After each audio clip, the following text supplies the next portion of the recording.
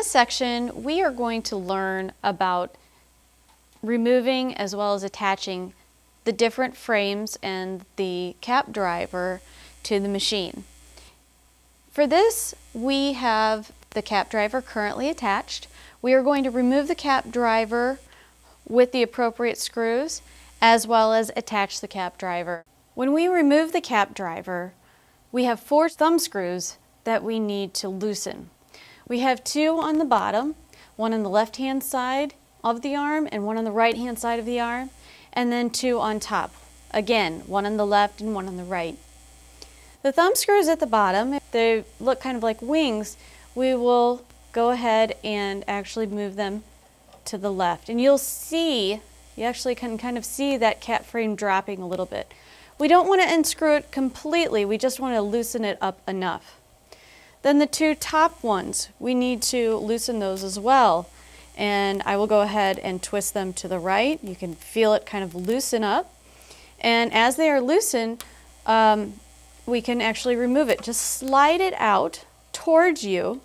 And you can see here at the top that I do have these thumb screws that may interfere with the back of the machine.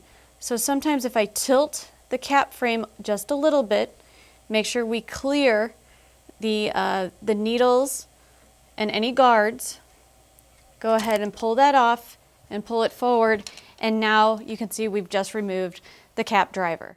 Now to attach the cap driver, what we have to do is you want to see that we have 4 slots for our screws. We have 2 for the top thumb screws and 2 for the bottom wing thumb screws.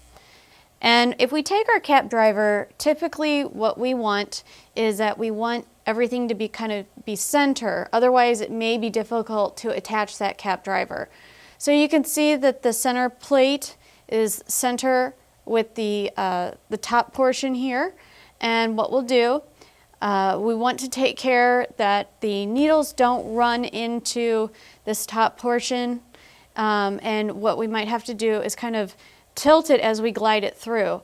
In addition, you can see the cutout for the arm, so we want to make sure that the arm fits right through here. We don't want to be jamming anything, so make sure that you maybe tilt that cap driver just a little bit. Make sure you get those thumb screws behind. And now, after we've put the tubular arm through this hole, we're going to go ahead and slide it back. We need to make sure the top 2 thumb screws fit right back into these slots. In addition, you need to make sure that the thumb screws at the bottom fit into those slots. If they do not fit into the slots, this will cause problems. So we need to push it back as far as possible, make sure they're nice and snug, and then we can start tightening these screws. I like to start at the bottom, tighten it up a bit. Again, make sure it's nice and snug in the back there. The top screws, we'll go ahead and make that pretty snug as well. And what I like to do is take those, make sure they're snug, and then after I know they are in place, let's tighten it. Make sure it's nice and tight so we're not going to have movement when the machine is stitching.